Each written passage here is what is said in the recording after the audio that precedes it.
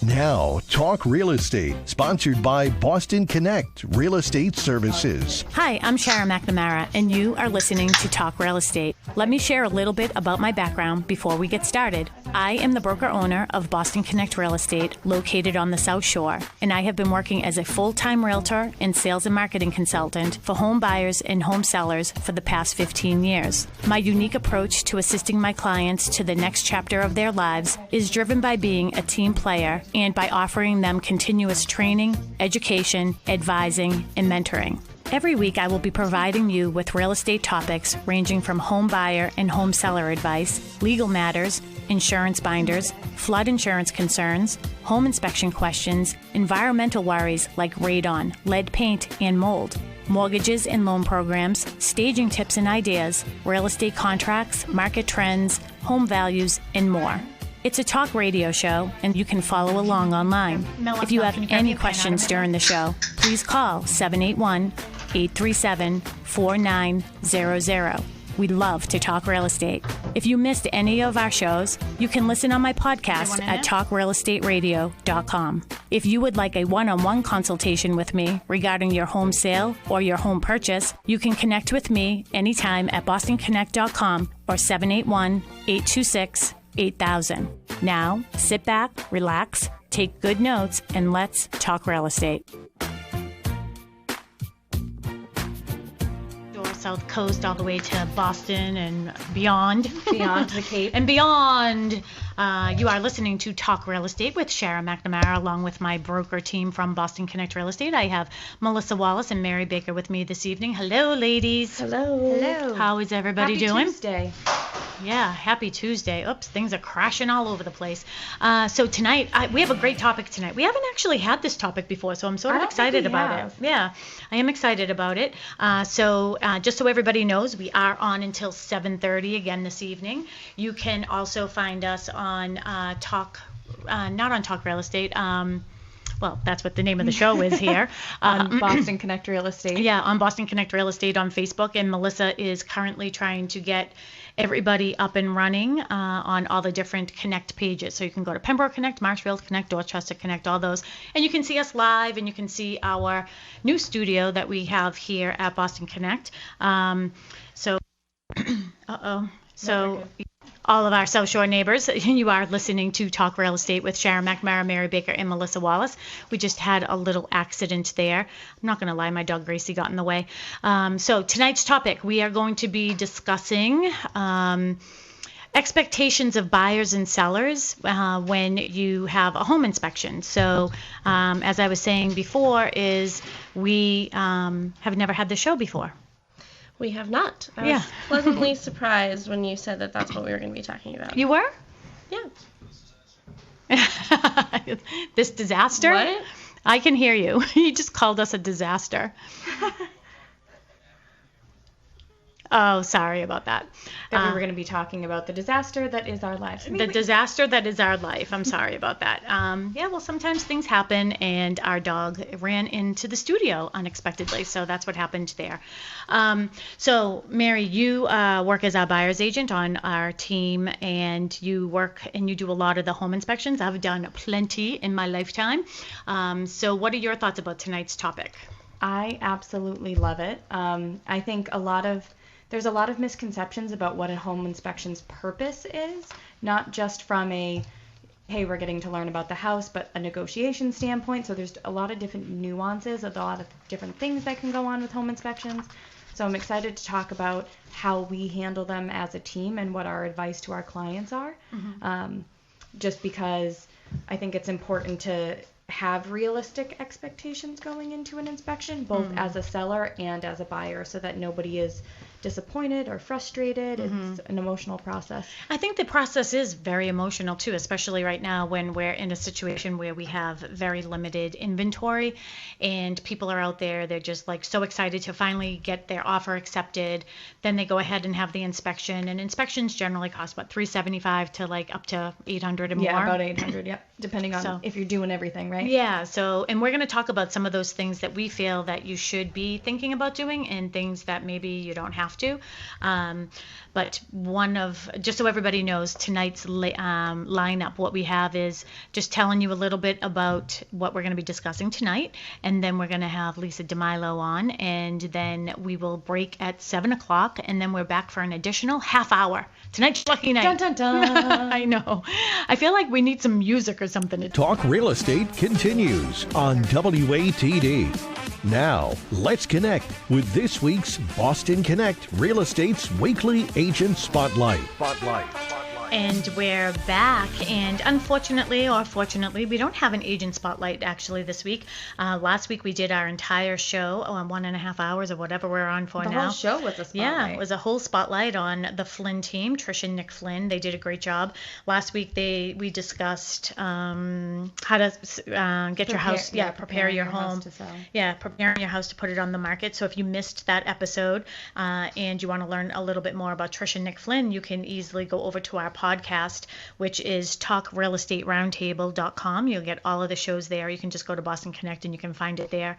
But our podcast on the podcast app is Talk Real Estate with Roundtable with Sharon McNamara, Mary Baker, and Melissa Wallace. So if you have any questions, we don't have Ben in studio tonight. That was a surprise for me, but we have a great fill-in tonight. We have Tim Dunn in. Hey, Tim, how are you? I'm doing all right, guys. Just getting my bearings down here for a second, but yeah, we're doing okay. Now. Yeah, and you guys are not a disaster. I was not talking about you guys for a second. Please don't think that. Oh, okay. That's all right. You just have to realize that these mics are always hot, so we can hear you all the time. I was talking about being off the air. It's the worst thing you can do. So that was not you. I it was know. Me.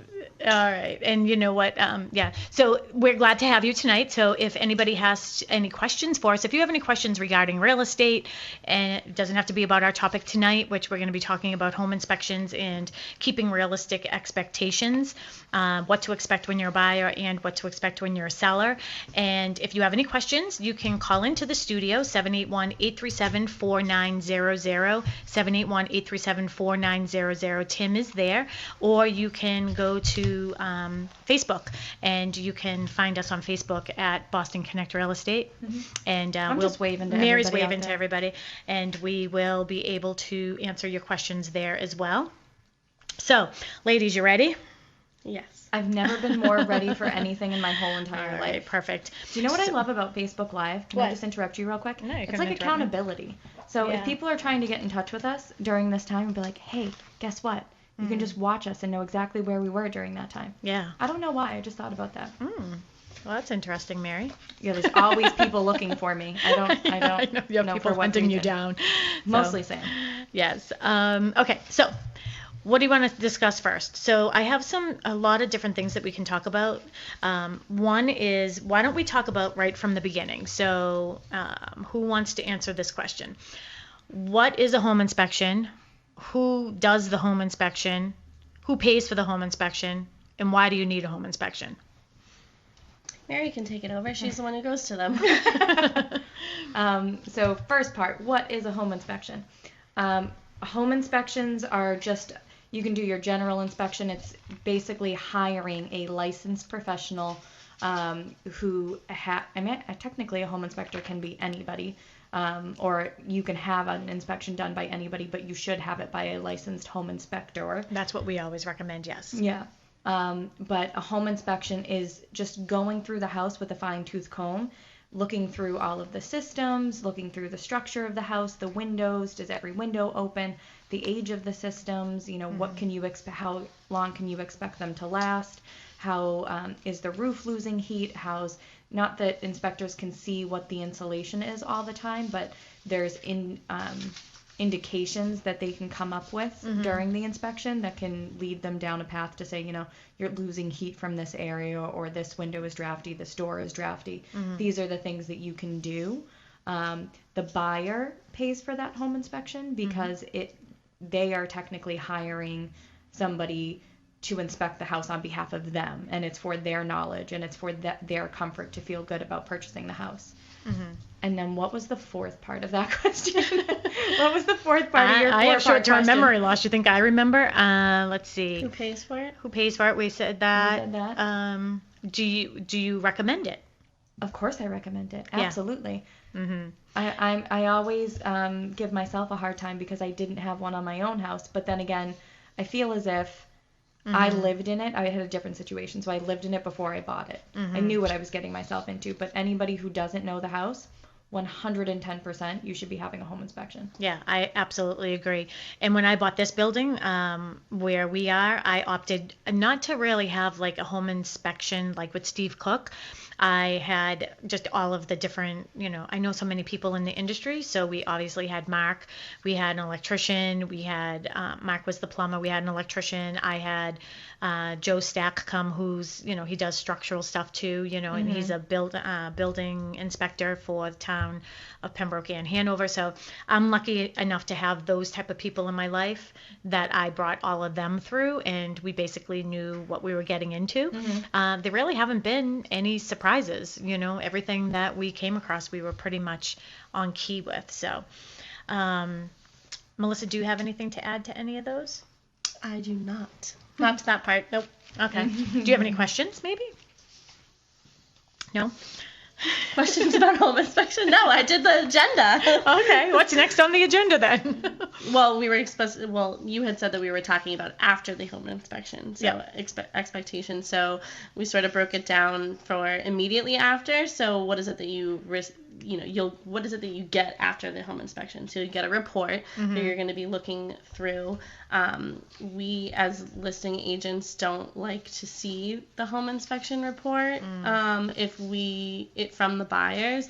Sharon, do you want to explain why you don't like to see those reports? Sure. So in the state of Massachusetts, as a licensed real estate agent, we are obligated by the law, by the state, that we have to disclose anything that an expert tells us or informs us of. So in the state of Massachusetts, since home inspectors are licensed through the state, they are considered an expert. So if you have a home inspector that's going through the home, and where there is a listing agent, anything and everything that this inspector may or may not say could potentially then be an issue of disclosure.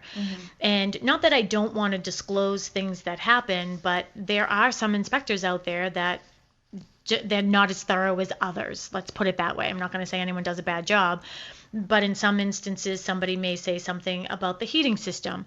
So then perhaps I would have to disclose that, and it may not be accurate, So, and there's another reason for me is that I particularly feel this is the time for the buyer to have their time in the house with their agent and their inspector and learn more about the house. Where are the shutoffs? Where are all those things?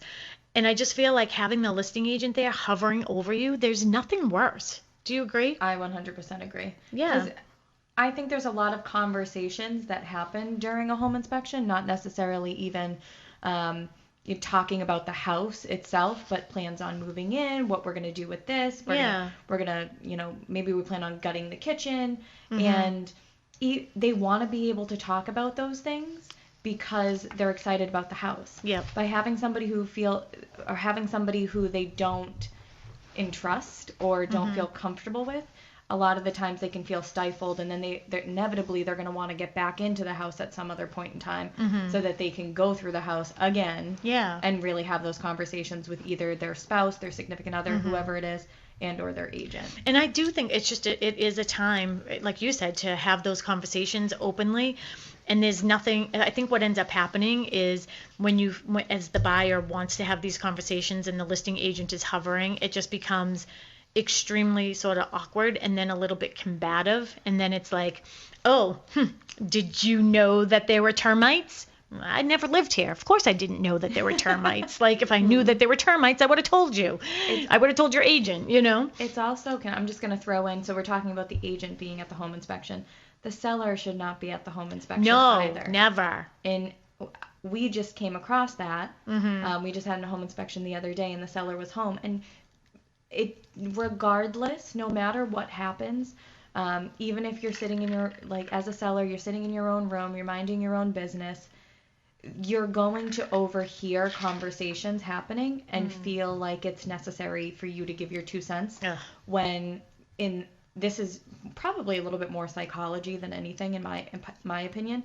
You feel as if something is being said about your house. Yeah. So then I have to counteract that. Mm-hmm. And now we weren't really even asking a question. Yeah. And it seems combative or defensive. Mm-hmm. So as for us as sellers agents, we never, ever, ever even remotely allow the seller to be in the house when a home inspection is going on. It's just a recipe for disaster. And it's just not a good, because people will ask questions, you know what I mean? And then if the seller's there, then I'm never going to leave my seller alone, obviously, with the buyer and the buyer's agent and the inspector. So then you get into these little sort of off the side sort of conversations. The other thing is it's not that I don't recommend, but if you know your parents better than anybody, right? So if you're purchasing a home and you know that there's nothing worse, in my opinion, than being at a home inspection and the dad is over on the other side of the basement and he's saying to the home inspector, hey, did you notice this? And, I love Steve. Steve's like, not yet, because I'm starting here and I'll work my way there. You know what I mean? So it just gets in everybody's way. It's not like anybody's trying to hide anything. The home inspector is there to do their job, and we just want them to do a thorough job. And you can certainly ask them questions while you're there. I know, like me personally, I ask Steve and Dave and everybody more questions than I think anybody. And that's just out of curiosity. Hey, is this normal? Is this right? And they're more than happy to answer those questions at their own pace when it's appropriate in that time. Yeah. You Awesome. know? Well, I see that we have some new viewers. I see my Auntie Catherine is watching. Hi, Auntie Catherine. And Holly Horton. I almost said Norton. Oh, Holly. Holly's watching. Hey, Holly. Hey, Hall. Hi, Holly. And Mark Stiles. Hi, Mark Stiles. How are you? All right, so we have a lot of, if anybody has any questions, just let us know. You can call the studio because Tim is in the studio today, 781-837-4900, or you can reach out to us right here on Facebook, and we are happy to answer any area of questions. Today's topic is setting the right expectations when and during and after home inspection. So, Melissa has it all outlined too, so I just figured the first part of our show we would talk about what is an inspection and all those good things as we get into the meat of some of our other topics. So we covered what is an inspection. Since we're just in my head, and you guys put this agenda together and talked about the topic or whatever, but I was thinking... We didn't talk at all. She did it all herself. I did this at home. Setting appropriate expectations during the inspection, because I know I've gone to inspections where I've literally walked in and we're like, okay, inspection is done, like time to leave. Really? House is gonna fall down. Oh, geez. That was a Steve one. We're like, okay. Me and the buyer sat outside. We were like, you don't really have to finish if you don't want to. Like, they're all set. It was a foreclosure house. I mean, and the house itself just was in complete and total disrepair, and they were hoping it was salvageable, and it wasn't. But then we've also gone into houses where you didn't expect that there was going to be some major revelation that was revealed, and something structural came up or something with the roof came up, and the buyers tend to get very unsettled by it. How, like, for you, how do you talk them off the ledge to say, okay, let's take a deep breath. This is what we're here for. This is, this is why we're here. We're here to inspect the house and make sure that everything is okay and you're able to take these things on. Yeah. So generally, I mean, when I did more of that, I definitely don't as much anymore. I just want your wise words so I can use them at my next home inspection. So usually when I'm with my buyers, I will say, don't, while you're here, he's gonna tell you everything that's going on with the house. So in our head, we have to sort of, and I always let them know, he'll give you a full report afterwards, and he'll let you know exactly like what he feels has to be done now, what has to be done afterwards, so in 5 years or whatever. So that's what I'll say to my clients is, let's just make a list after the home inspection is over, and what are the things that are the most important to you right now, like that you feel as if you would have to get done before you moved in. What are the things that you feel that you could probably wait and do within the first year of living in the house? What are the things that you feel as if you could do in the first 5 years? And what are the things that you feel as if could, just be a whatever? So that's what I usually say. I don't know. Can everybody else hear us? There's no sound on Facebook. So that's what you typically end up saying. I find myself during the inspections sometimes saying, don't get too nervous. This is actually quite common. Yes. And it comes up in an inspection often enough that we know how to handle. Well, it's common to handle it. So like one of the more recently, water was getting into the electrical panel and causing some corrosion. Yep. I would say 1 out of 5 home inspections has the same exact thing, and the sellers, like you've said to me, are the last to know. Yeah. Like most often, it's not something that you walk around the exterior of your house watching for how the caulking around. Yeah, the main that comes into the house, the electrical main. See, Yeah. we're not home inspectors, because I don't know the exact term of that, but it's where the main electric comes into the house. Yes, exactly. Yeah, so a lot of times, house. So it sometimes, in the caulking actually over years, sometimes it just dries out and it rots, you know what I mean? It just flakes off. So water does get in there a lot that way. So that is a common thing that we see all the time. So I also say nothing to be concerned about, but if there was some damage already done to the electrical panel, so the inspector will take the whole panel off, and he will check to make sure, because sometimes those get corroded pretty badly and they have to be fixed. So Sometimes the whole entire panel might need to be replaced. Yeah. Sorry, I'm choking on nothing. No choking. On your tongue. On my tongue. Don't swallow your tongue. There we go. I haven't talked all day. I've been like behind my computer all day. Did you forget how? I think I did. But one of the things is, I think it's really important I just lost my train of thought, when we're thinking about, those types of items that are definitely must-dos. Yeah. You know what I mean? So you have to have those done. But one is, how is the water getting in? First, they would see, okay, here's the damage. There's water getting into the electrical box. So we know where the issue is. The second thing is how did it get in? Yeah. And then the third thing is making sure that it's repaired. So once the electrical panel is fixed, that issue isn't causing it again. So like we see with, up in mold, up in the attics, right? Yeah. So why don't you explain that aspect of it? So, I mean, that's one of the common issues, the electrical panel. And then we are commonly seeing mold in Massachusetts. We just have our ventilation. I think it's getting better, but often enough, especially I would say maybe in houses that were built in the 80s, 90s. I'm not generalizing, but I see it in older homes more so than anything. The bathroom vents aren't being fully vented up and out through the roof. They're actually just being vented into the attic.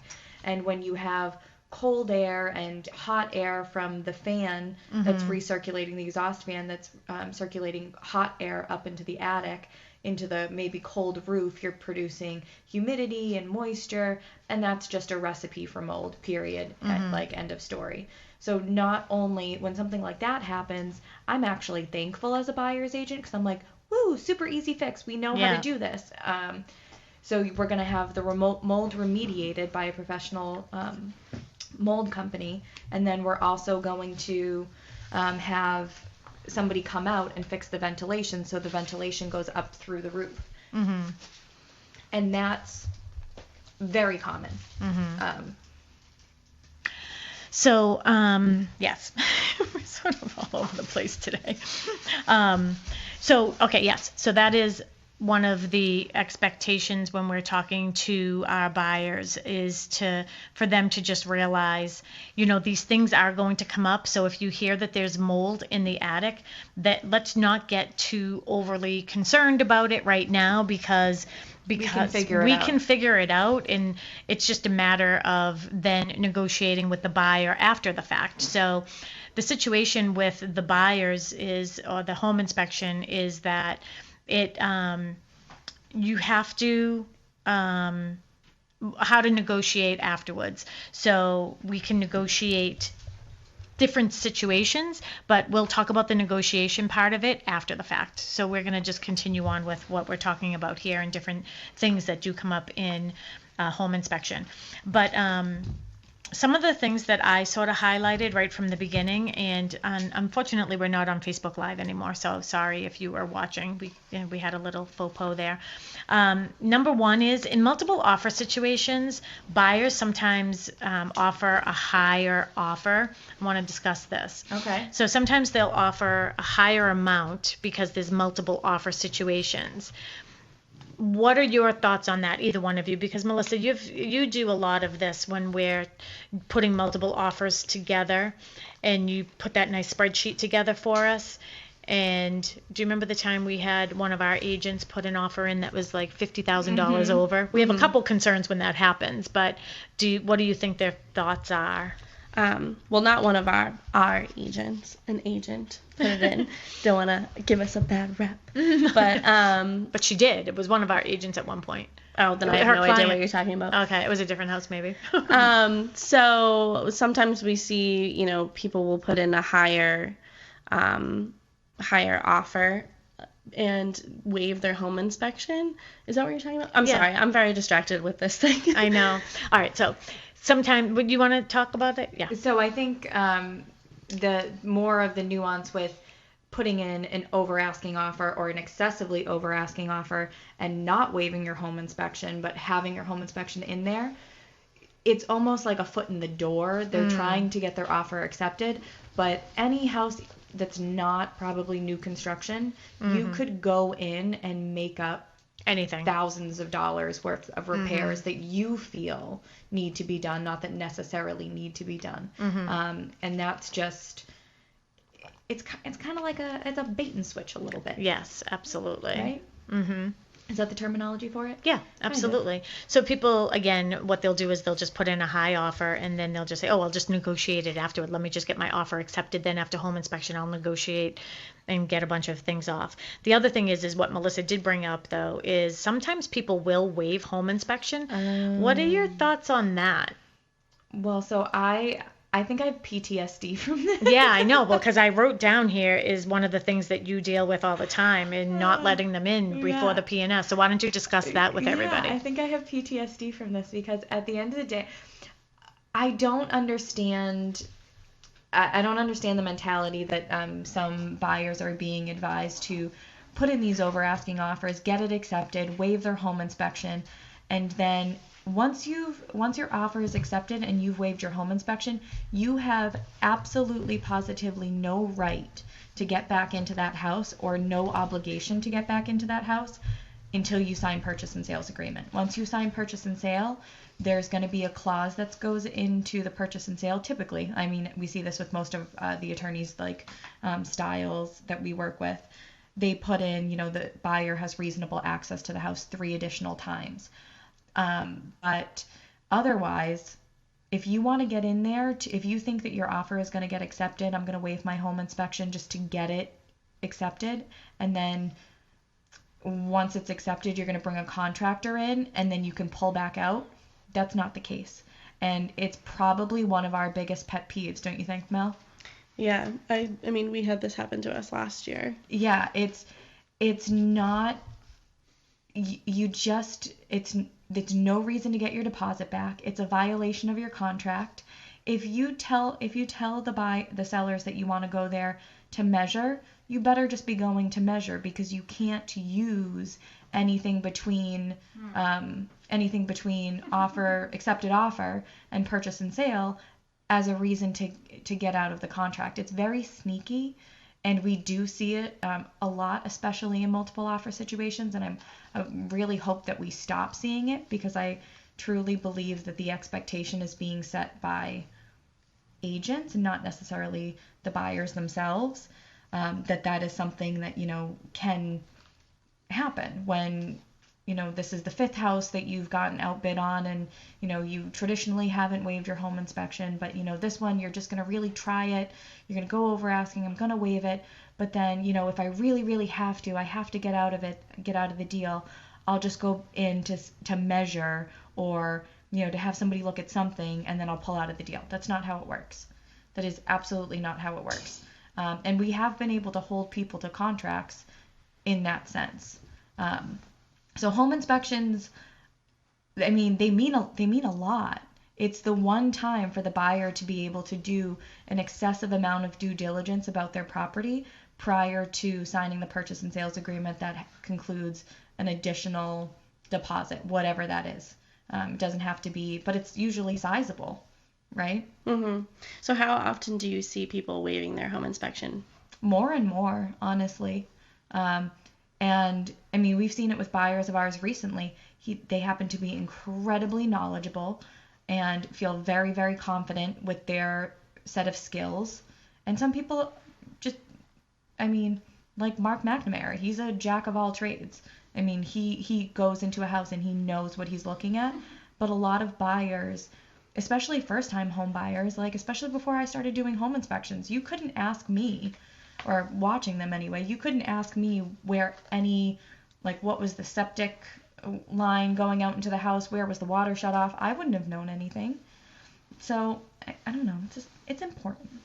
I don't think people should waive their home inspections. I'm not a proponent of it. And it's not even because I like to go to them. I just find it so interesting that you guys are so like, do not waive your home inspection no matter what, and yet both of you have waived your home inspection.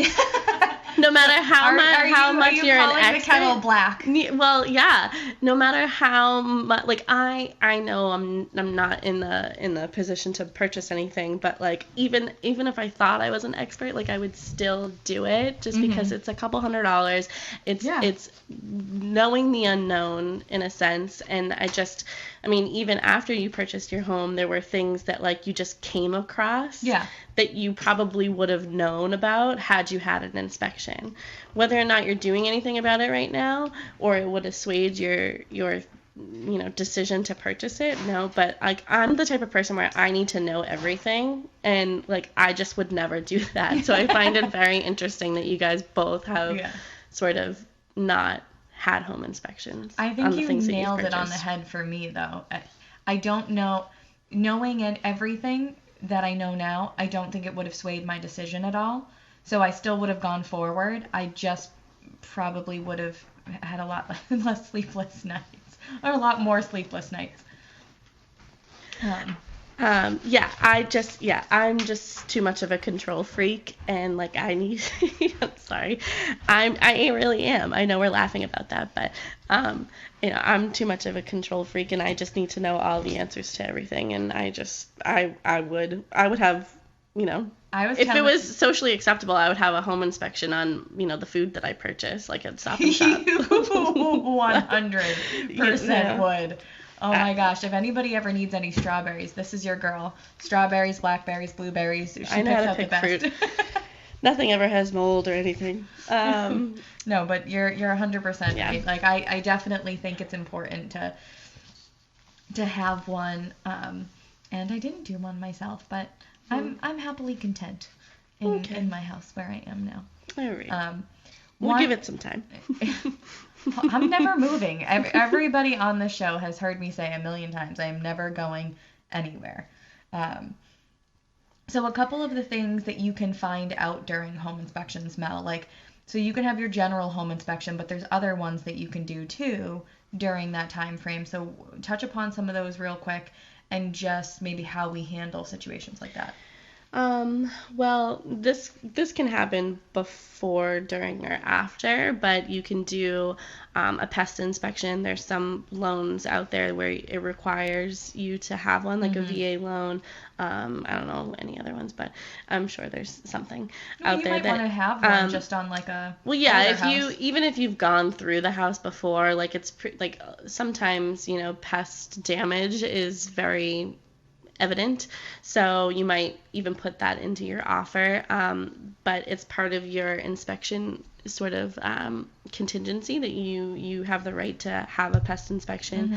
Radon, you can test for radon, and that's part of the thing that I wanted to talk about next, so I'll skip it for right now. But lead, you can do a lead paint inspection. We've talked about that with Steve Cook, how they poke little holes in the windowsills and make sure that nothing has lead in it. So there's a bunch of different things that you can tests for. I mean, and then there's like there's some towns that you have to do like water tests and things like that.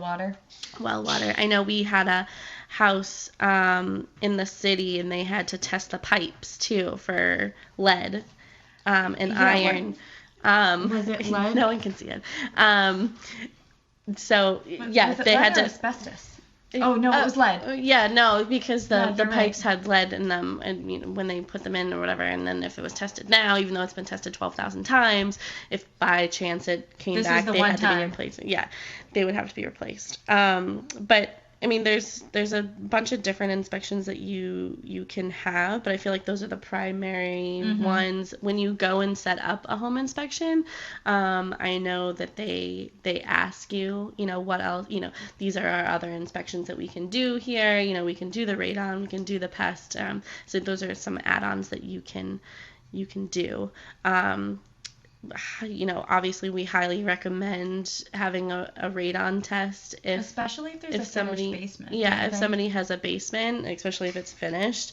If you're going to be down there and or like the kids' playroom's going to be down there. Yeah, and I would even do it in an unfinished basement. I mean, because you know, you could, if that's going to be your forever home, most likely you'd want a finished space at some point down there if your family is going to be expanding, or if you need more, you know, an extra room or something, you want to turn it into like a game room or whatever, instead of just having it be storage. You know, you definitely, I think, should do you know, tests for that. And to sort of piggyback off of the radon, so something that to expect after your inspection. So, you know, depending on when they put the machine down in the basement or the canisters, whichever they're using, you know, you need 48 hours from, you know, the time that they start it to they finish to get that reading. So they have like 48 hours worth of readings, but you know, they take the average number throughout that 48 hours, and then that's how they get the radon. So anything over 4.0 is considered high.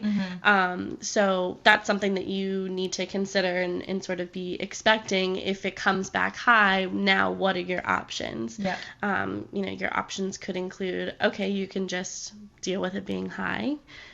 You can ask for a mitigation system. Or, you know, you can choose to walk away if the seller does not want to do a mitigation system and you really want it. So that's something that you have to consider and sort of think about and expect after a home inspection. So that's one way. And just so now I'm going to piggyback off of you. So with those options there, so either you can ask the seller to install a mitigation system, you can choose to live with it, or you can choose to walk away. You know, those being the primary three options, even for a general home inspection. So generally, you say anything comes up in a home inspection, your options are we go to the seller and request that they be repaired or some type of concession be made. The seller then... Or you can live with all of the items that came up and say it's not that big of a deal. Or you can say, whoa, this is way too much for me. I never anticipated that I was going to have to deal with all of this, and I can walk away. Yeah. So those same three options kind of are the blanket of every home inspection. And then even at that, once buyer has said to the seller, hey, I want you to fix X, Y, and Z, or I want you to give me $3,000 towards X, Y, and Z, they can then say, no, I'm going to give you half, or sure, I'll do it. So it's always this fluid negotiation of things. I mean, because I feel like I hear the term pass or fail, like it's going to pass home inspection or it's going to fail home inspection. Or I hear that phrase, I guess, from home buyers a lot. Yeah. I'm like, well, there's no such thing. Yeah. Like a house doesn't pass or doesn't fail. It's all about the buyer and what they're willing to take on. And what your tolerance level is, too. I mean, I look at Welcome things... back. Oh, thank you. Yeah, I was trying to get Facebook Live on, but I don't know how to share it with everybody now. So I don't know if I did it right.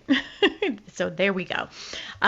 We are on Boston Connect Real Estate Facebook Live, so that's all I could do for now, and you can find us there. But if you have any questions regarding this topic or anything to do with real estate in general, it could be any conversation you want to have with us. We have Tim in the studio tonight, and he will pipe you into us, 781-837-4900, and he will be able to get you right through to us. So and you can ask us all your questions live. Yeah, absolutely.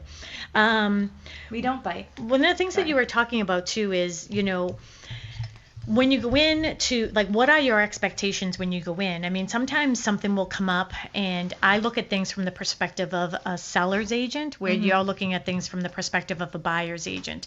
And what ends up happening for me is you may come in and say, well, the roof is very old and may have to be replaced in 5 years. I will come back and say the house is priced according to the condition that it's in, right? So we just heard our 5-minute doorbell, so it must be 5 minutes of 7. When we get back from our 7 o'clock break, we will discuss where we're going to be for open houses and everything this weekend. So stay tuned for that. Again, we're on for until 7:30 tonight, and our topic tonight is home inspection expectations and setting realistic expectations. All things home inspections. So do you agree with me? I mean, how do you counterpart an agent like me when I say that? Well, I think for me, it's more about, to an agent specifically, if that was our conversation, I'd say, I completely understand, but they didn't realize that, there was so little life left on the roof when we had put in our offer, and they're going to have to replace it much sooner than they ever anticipated. We're not asking for the total replacement, but we are asking for some money to be contributed back towards that. Yeah. So that would be my rebuttal in that scenario. I think that's what makes us a great team, is because we can rebuttal back and forth. And I'll tell you what my rebuttal is as a listing agent, okay? Are you ready? Yes. All right, so for me, I'm going to say, well, shame on you that they underestimated how much life is left on it, but like no one can ever tell how much life is exactly left on it. And my seller has indicated to me that there are no leaks currently in the roof. So they could potentially get 2 years, but they could potentially get 5 or 10 more years, So if they continue to, take care of it and maintain it the way that my seller has maintained it for the last 20 years, then I'm sure you're going to get a lot of life out of it. That's very good. Bam. What's that salt thing? That's what I like dropping the mic. Yeah, drop the mic. Yeah, drop the mic. So, but that's how it goes back and forth. Yeah. And this is all a matter of perspective. Oh, 100%. It's all a matter. Sorry, I pointed at you, but it's all a matter of perspective. And it is one of those things where having a strong buyer's agent on your team and having a strong seller's agent for you on your team is super, super important, because I think, a lot of times, we don't even see this as much anymore, but people who try to sell their home on their own, I mean, statistically, they get less money even with or without the compensation, so it doesn't really matter. So I think that they will not, now I'm distracted by it. Well, so I think you were going, even like a for sale by owner property, it's much hard. I think they probably don't, in my opinion, they probably don't negotiate as hard on the home inspection items as a seller's agent would for them. That's just my opinion, because they're like, oh, yeah, of course I would do that. Oh, of course I would do that. Whereas we're kind of, on their shoulder saying, well, you don't really have to do that. Yeah. And nobody expects you to do that. What I've been doing a lot of is going to people's homes. Actually, I've done in the last month 3 like estate type things for friends, and whose parents have passed away. And then I've also done we've been talking to some people, they came to us last fall and they were like, we're not going to come on the market until the spring. So they've been doing things all winter, and we went to somebody's house yesterday. I'm so proud of them. They did such a good job. Yeah. They really got a lot done. But he is OCD, which is great because it's the type of seller you want. Exactly. Honestly. When you're a buyer. When you're a buyer, for sure. And they were little things that he's worried about, like the color of the grout like being discolored in the kitchen and having that replaced, and a couple tiles have a like hairline crack in them, and he wants to spend all this money to get that done, and we're like, no, like we'll price the house according to the condition that it's in, and if somebody has that big of a problem with it, let's discuss it after the fact, because to me it's fine, Yeah. So, I mean, they, recently did a new roof. They are putting in a brand new septic system. So the mechanicals of the home are so much better. Oh, So I think we are going into our 7 o'clock break. yes, we are. We're going into our 7 o'clock break, but stay with us because we're here until 7:30 tonight. Again, that phone number is 781-837-4900. If you have any questions for us, please call Tim at the studio. He'll get over to us, and we'll be right back after this little break.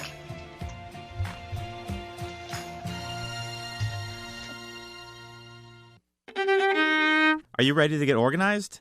Let's consolidate those old accounts and make sure your investment strategies are appropriate. This is Kirk Reed, a certified financial planner with McNamara Financial in Marshfield. Find out more at McNamaraFinancial.com. We now return to Talk Real Estate, sponsored by Boston Connect Real Estate Services on 95.9 WATD. And we are back. Hello again. We are back for our, I was going to say second half. Round two. I was going to say second half, but we're on a little bit less time. So we're on until 7:30 tonight. And we are continuing to talk about setting realistic expectations before, during, and after home inspection, and just kind of all the little nuances that come along with home inspections. So we are here. It is Sharon McNamara, Melissa Wallace, and Mary Baker, and we're going to entertain you for the next half hour. Yeah. So if you have any questions, please call us at the studio, 781-837-4900. We are trying to get Facebook Live up.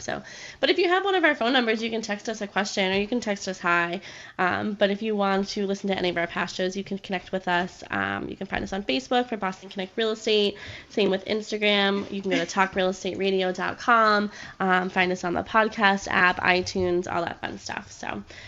But yes, we are talking about home inspections. So why don't we get into, after you have a home inspection, say something comes up, who are some of the people that you could have brought back to the property within those, well, actually, we didn't even talk about this. Timeline. Ooh. Good one, Mel. Oh. So traditionally, what do you see down here on the South Shore? Because it's a little different when you get a little north. What do you see for timeline from accepted offer to purchase and sales? And what do you see for a timeline for a home inspection or your inspection contingency? So blanket, I would say 10 days. So 10 days for both. So 10 days to perform the home inspection, 10 days to sign purchase and sales agreement. And sometimes you can see, within 7 days for a home inspection and 2 weeks for a purchase and sales agreement, but 10 days is kind of the average, right? And the idea is the sooner you have your home inspection, the sooner you can sign purchase and sales agreement, because everybody's trying to keep that ball rolling. Well, I think, too, it just for short deadlines, for closing, you sort of have to in order for the loan officer to be able to do what they need to do. Moving, right? Yeah, but also the sooner you have the home inspection, not necessarily sooner you sign the purchase and sales, it gives you more time to be able to bring people into the property if they need to come back. So which brings us to the next part of our show is we're going to talk about some of the people that we might need to bring back to the property within that 10-day time frame because something might have come up during home inspection. So what are some of the experts or, Sharon's got a guy. Yeah, I got a guy. Some people that we would bring back in to inspect something or to test something. There's the SHLU. What's our SHLU? Yeah. We have a bunch of people. So a lot of times what we see, something might come up with the heating system, so we would bring in a plumber. Sometimes something will come up with HVAC, so we'd bring in an HVAC person.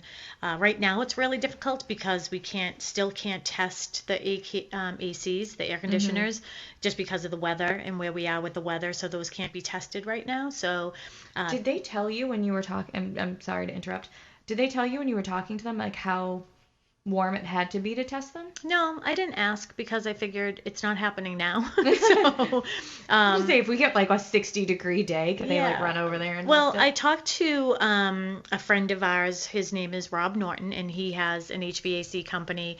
And I called him, and he actually recently referred us somebody. So thank you for that. And they are happy with their purchase, right? They are. And I talked to him about going and testing this, giving it a tune-up and then testing the system afterwards. But he explained to me when the weather is too cold, what ends up happening is the oil inside the condenser, Freon.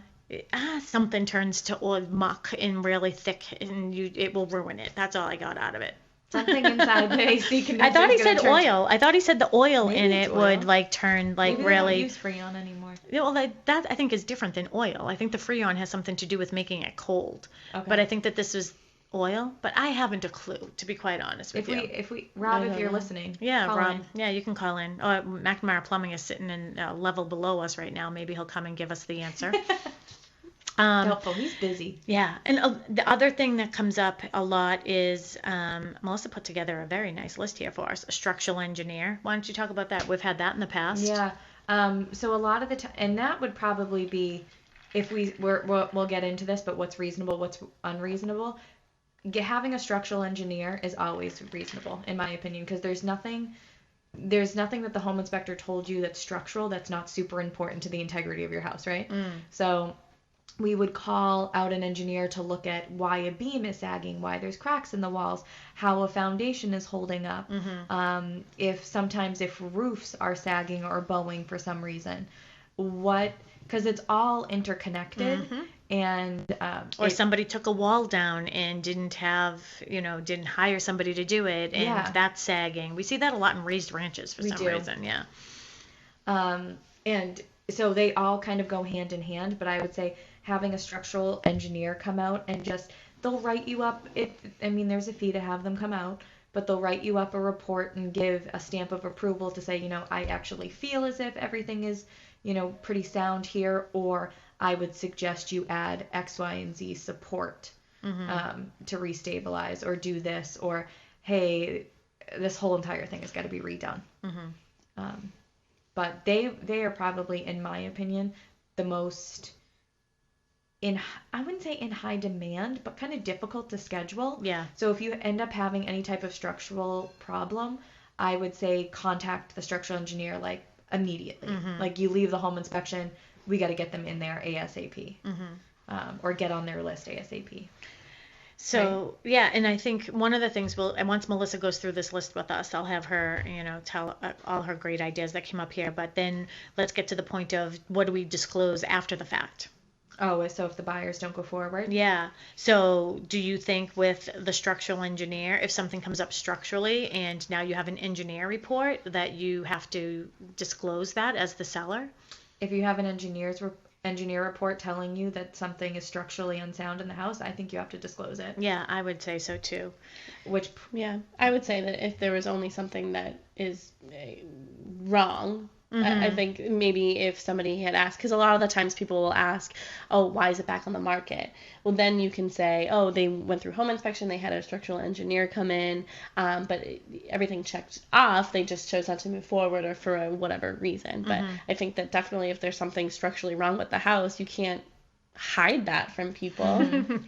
You will be surprised, Melissa, what people want you to do. So, well, that's when we say, you can hire somebody else. Yep, I've done it. I've done that in the past. You can hire somebody else. But I think structural engineers, a lot of the times it happens with antiques, because people first, they fall in love with the antique and then they get a little nervous after a home inspection because things are older. Obviously, to be an antique, it has to be 100 years old.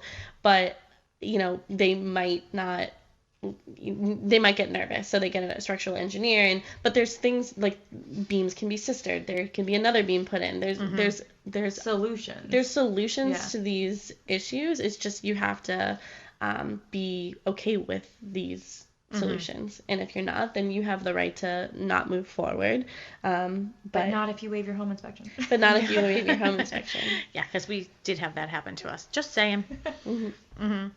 All right, go through your list with us. Next is a mold specialist. So a lot of the times we see a mold-like substance, I'm saying in air quotes, come up during home inspection. A lot of times it might be in the attic.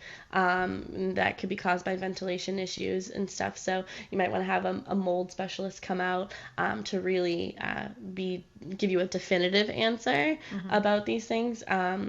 A home inspector can say that it's a mold-like substance, but they're not going to tell you that's definitely black mold. Yeah, you need, or they, at least they shouldn't. I think that the home inspectors that we work with, they really try to stay in their lane and sort of recommend the specialist when they need it, right? Recommend the people who do this for a living. So having a mold specialist come in, and they might be able to give a solution where this needs to be ventilated differently, or this is coming from this or whatever. So they can give the sellers a solution as to what, because something like that should be taken care of before closing. Yeah, and that's definitely a disclosable item. So when I'm walking through somebody's house with them when they're getting ready to put their house on the market, I will take a peek in the attic. And this has happened to us several times where I'm certainly not an inspector and I'm certainly not a mold specialist, but I've been doing this long enough that I'm familiar with what they're looking at and what they're looking for. So I will go up into the attic, and if I see that black on the on the rafters and everything, then I will suggest that they have a home inspector come out, because only one of two things is going to happen. One is it's going to be mold, and it's going to come up at home inspection anyways. If you don't have it checked and it's up there, the home inspector is going to say this is a mold-like substance, and it's going to have to be checked anyways. So there you go. It's before. Do you do it before you go on the market or after? 100% before. It's going to happen. That's going to happen. Period. Amen. The inspector's going to see, even if they see a little bit, they're going to say that looks like a mold, and then have it remediated. And there's nothing wrong with having mold remediated, because one, it's not as expensive, I think, as people think, and it's not a process that people anticipate, like asbestos. Like, my whole entire house is going to have to get blocked off and taped, and the scene from E.T. where they come in with hazmat suits. No, it's not like that. I think they do wear the hazmat suits out up there because they're spraying bleach and they're doing the cleanup like that. And then they'll generally give like a 5 or 10 year warranty with it. So I think what's most important after the fact, though, is, as we were saying earlier with whatever we were talking about. Ventilation. No, we weren't talking about ventilation earlier, but we were talking about something. It's the electrical panel. Yeah. It's one thing saying, okay, we have mold, but more importantly, where the heck did it come from? Yeah. Right? So you were talking earlier, did it come from the vent, in the, the steam vent, whatever, from the bathroom, from when you take a shower, that's just that happens a lot. That's why I said in older houses, it seems maybe it was a common thing to do. Yeah. Before they realized it was causing a problem. Yeah, probably because they didn't even have them in the bathroom at one point, and then it became a thing, and then they just installed them, and then they just let it go up into the attic. But that's all moisture, so then it would just sort of hang around, and it's all in the insulation and everything else. So it's one thing is finding the mold, remediating the mold, but curing the problem that caused the mold is the most important. So if you can say that you did all three of those to a buyer, I'd be like, yippee! Yeah, yay! I know. I think it's great. So, Yes. And I do talk to our buyers like that. Yippee! Yay! Next, so chimney company. So you have had somebody come out to actually both your houses. You want to tell them who? So Steve Springhetti. I love saying his name. I know. He's such a great guy. I love his mannerisms. He's so mild. Don't you think we're surrounded by those types of guys? I think we need it. Yeah. I know. I don't know how they deal with us. But every man in our lives to be very mild man. They really are. Think about the crew of people that we use, like Shane McGlone, just like very easygoing. Al Wood, very easygoing. Just all of them, right? Sure. So, what are we talking about? Oh, yeah, chimneys. Steve Springhetti. So oddly, everybody knows that I am, originally from Dorchester, and then my parents moved to West Bridgewater when I was a junior in high school. So I did 2 years of high school there, and the Springhettis lived right up the street from us on West Street in West Bridgewater. And when my parents were building their home, Steve Springhetti's dad did the chimney for my parents' house.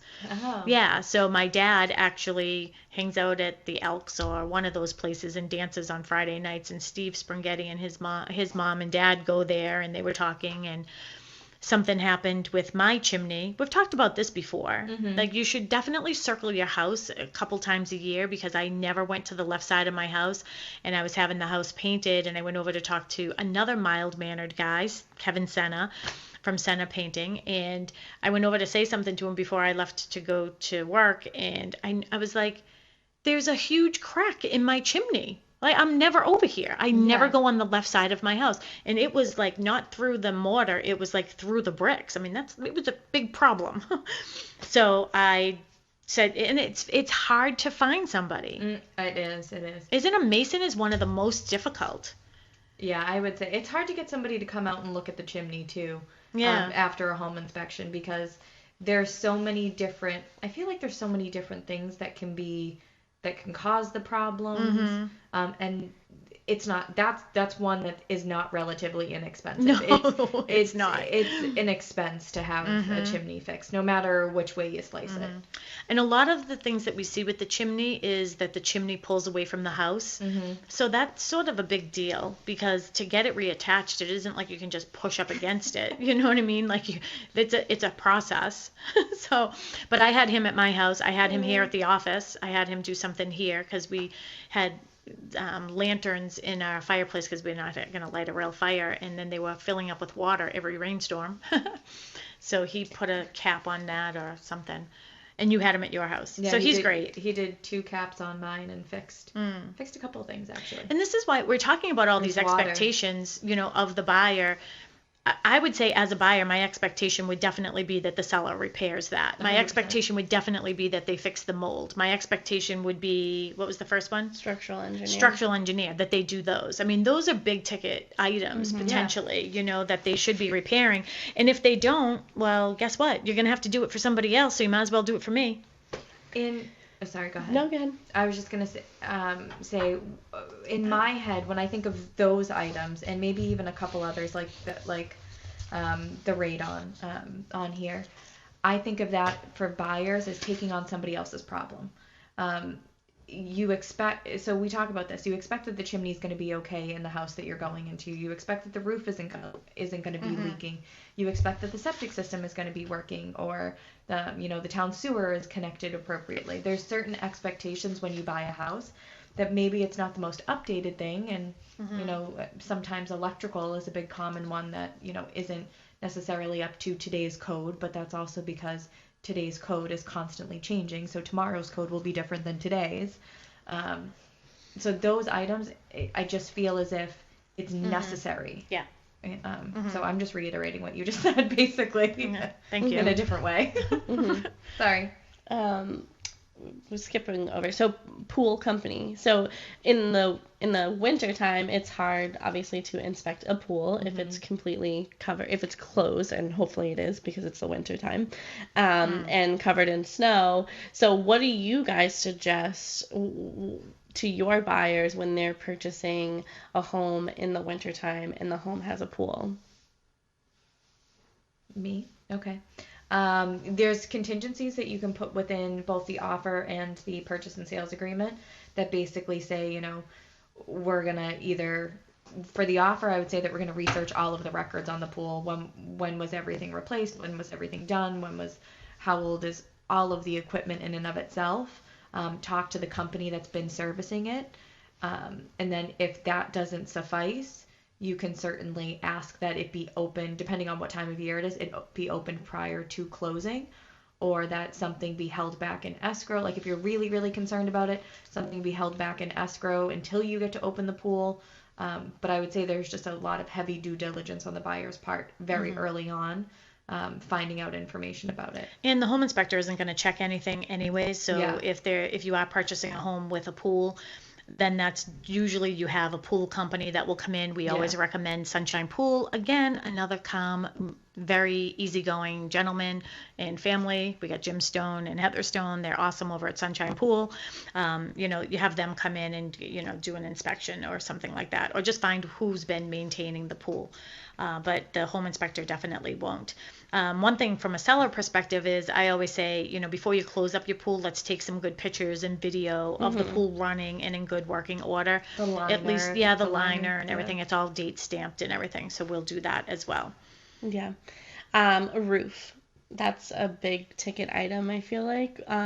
If something comes up during your home inspection where, the home inspector might say, oh, this roof is probably at the end of its life, or it, and you might already know that going into putting in an offer, but if you don't, that's something that could come up. Or if there's a leak or something, you could have a roofer come out and sort of give you a quote, whether it's a repair or a complete replace.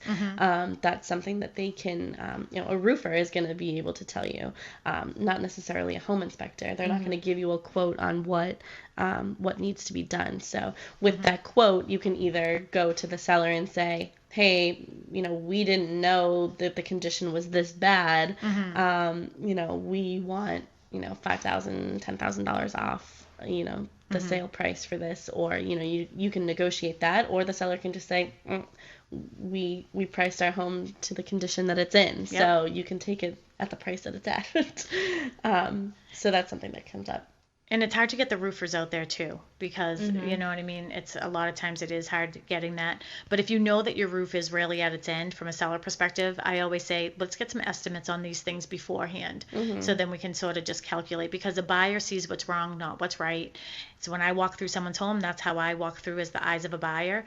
But a buyer also overestimates how much something is going to cost. So somebody might look at a cape and say, oh, that's going to cost me $15,000 to replace the roof, and we can get a quote for $7,500, so I think it's really important to have those. And you're not buying a brand new house, so don't expect a brand new roof, right? We're talking expectations. So we have to speed up a little bit because we don't have much time left here. Yeah.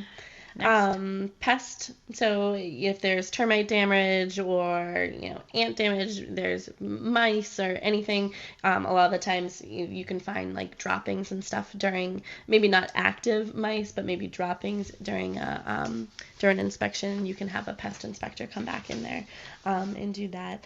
Radon, if you're doing a radon inspection or a radon test during your inspection and it comes back high, a remediation company can come and install. And that's something that you negotiate, after the fact. After you know the test results. After you know the test results, if they're high. Again, we talked about this a little bit before about what your options are if your radon comes high. Same with lead. If for some reason you want to do a lead inspection and it comes back with lead, there are options with that. If you do choose to not move forward, it is a disclosable item. So the seller's agent should be disclosing that there is lead paint in the property. And that goes on the state's record too. So you can look up, I forget the website. LeadSafeHomes.com, and you can look up addresses to see if there's lead paint there. The one and only plumber that we use, Mark McNamara, you can have a plumber come out if you're Nick Flynn and you flushed a toilet and it didn't flush. You might want to get a plumber out there. And same with electrician. Part of your home inspection is they put that little doodad in the wall and in each plug and make sure that each plug is working, or the microwave and all that stuff is working. So if something's not, obviously you would want an electrician to come out to see what's going on in there, if something needs to be replaced or whatnot. One that I want to bring up is oil tanks, and this is a couple of different things. With an oil tank, you really want to be careful. Is one of the questions, sometimes it will come up in home inspection where the home inspector will see a pipe like leading out and say, it seems to me at one time there was a buried oil tank, so you have to find out that information. Make sure permits were pulled to get that removed. But the other thing is I know that there are companies out there that will test the oil tank, and what what they do is they put a monitor on the bottom of the belly of the tank, and apparently oil tanks rot from the inside out. So by the time it gets to the, it's leaking already. So I actually just heard a story recently that one of our past clients, that this happened to them soon after they moved in, and I would have never known, you know what I mean? So that isn't part of a general home inspection, but I think that that would be a very good idea if you are purchasing a home with an oil tank that seems to be a little bit older, to definitely have that tested. I know Elvin Hollis does it. I don't know about other companies, but they can monitor how much metal is still left in the tank, so you would know if you're going to have a problem, because that could be a big problem. So I know we only have a few minutes left, and one of the things too that I wanted to bring up is code issues. So don't get confused when you're at your home inspection. If somebody, an electrician, your home inspector, first of all, they can't give you prices on anything that has to be completed. So, and if they do, they're probably not licensed. They may bring up something like, this is 2-prong, which is not of code right now. Well, when the home was built, it was of code, so you don't have to go ahead and repair all those things. So there is a big difference. However, if you go into a house that did not have any permits pulled, then that becomes another whole issue, right? So that's another story for another day, another topic for a show. And then when we're negotiating, did you guys already talk about how to negotiate, the different ways of negotiating after the fact with the seller? Nope. That was next on our list. Oh, wow. Perfect. But why don't you get into it? So when you finally come up with all of, what are the things that you cannot go forward with? I just can't go forward with this house knowing that I have these, a leaky oil tank, or whatever it is on your list. And I reached out to the agents today in our office at Boston Connect Real Estate. Again, the show is sponsored by Boston Connect Real Estate. You're listening to Talk Real Estate. And 2 of them actually responded, Larry Hunt, Meredith Hunt, and Trish Flynn. So the Flynn team, they responded to, and they're basically giving the same answers that we're giving right now too. So it is common when you see the same things over and over again. But one, you can negotiate the seller to do the repairs. As a seller's agent, I generally don't like my sellers to do those repairs. In some instances, like we had one over on one of our listings recently, hot water wasn't going to a shower. I know a plumber, so I sent Mark McNamara Plumbing over to this house, and he was able to fix it. You can negotiate a seller concession, so money back at closing. Banks don't like that on purchase and sales agreements, so be very leery of that. Just call it closing costs, so you can use your closing cost money towards those repairs. You might want to barter. Hey, instead of me doing this, I'll give you the refrigerator, the washer, the dryer, and the pool table, and the hot tub. And the other thing that you could do is maybe just say, hey, I'll give you a home warranty, and that will keep you satisfied. You are listening to Talk Real Estate. You can find us on BostonConnect.com. Have a great night, everybody.